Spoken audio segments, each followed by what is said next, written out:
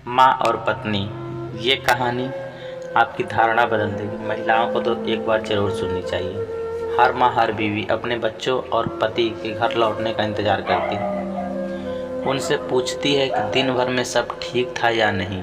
हम उनको ग्रांटेड ले लेते हैं, हर चीज़ का गुस्सा उन पर निकालते हैं। आपके घर वालों की आदत बन जाए तो आज से ही सबका पंचिंग बैग बनना बंद कर दें।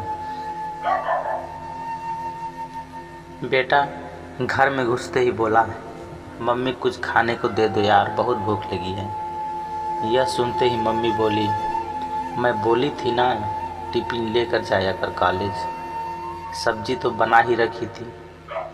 मम्मी की बातें सुनकर बेटा बोला, यार मम्मी अपना ज्ञान ना अपने पास रखा करो, अभी जो कहा है वो कर दो बस। और हाँ, रात में ढंग का खाना बनाना, पहले ही मेरा दिन अच्छा नहीं गया है। बेटा जाकर अपने कमरे में चला जाता है। मम्मी कुछ देर बाद खाना बनाने के बाद जब बेटे के कमरे में गई तो उसकी आंख लग गई थी। मम्मी खाना खाने के लिए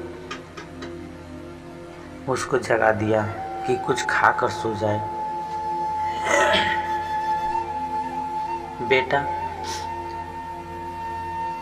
जागते हुए मम्मी के ऊपर चढ़ बैठा कि जब आंख लग गई थी तो उठाया क्यों तुमने। मम्मी बोली, तूने ही तो कुछ बनाने को कहा था। वो बोला, मम्मी एक तो कॉलेज में टेंशन, ऊपर से तुम यह अजीब से काम करती हो, दिमाग लगा लिया करो कभी तो। मम्मी और बेटे के बीच कमरे में नोक-झोंक चल ही रही थी, तभी दरवाजे की घंटी बजी। मम्मी ने जाकर दरवाज़ा खोला तो देखा राधा बेटी भी स्कूल से आ गई थी।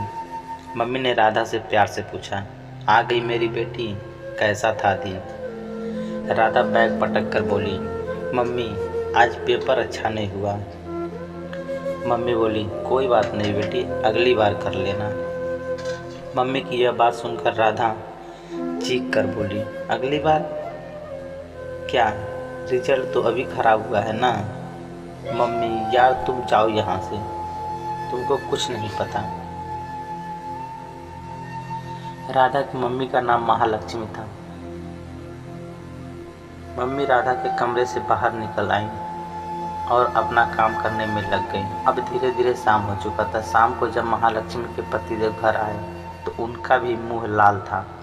थोड़ी बात करने की कोशिश की, जानने की कोशिश की तो वो भी झल्ला के बोले, यार मुझे अकेला छोड़ दो, पहले ही बॉस ने क्लास ले लिया और अब तुम शुरू हो गई।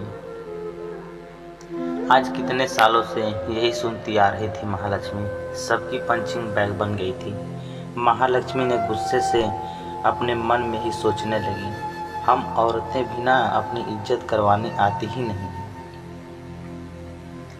महालक्ष्मी सबको खाना खिलाकर अपने कमरे में चली गई। अगले दिन से महालक्ष्मी ने किसी से भी पूछना कहना बंद कर दिया। जो जैसा कहता वो ऐसा कर देती। पति आते तो चाय दे देती, बेटे आते तो खाना दे देती और अपने कमरे में चुपचाप चली जाती। बिल्कुल पूछना ही बंद कर दिया था कि दिन कैसा था।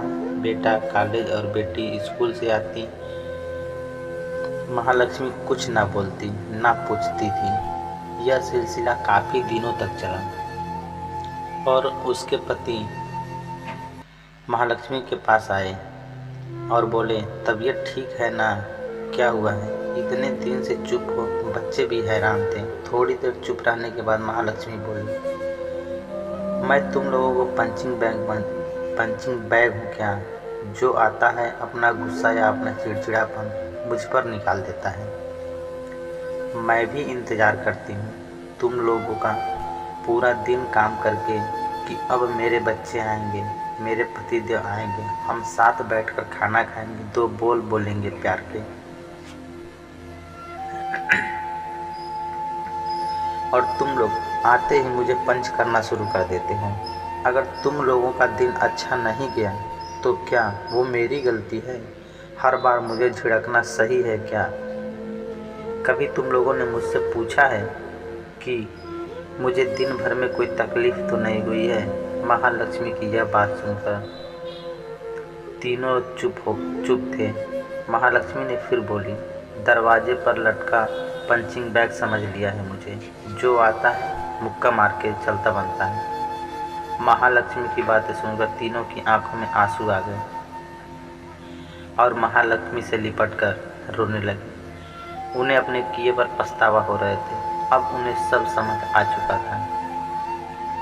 दोस्तों, हर माँ हर बीवी अपने बच्चों का और पति के घर लौटने का इंतज़ार करती है।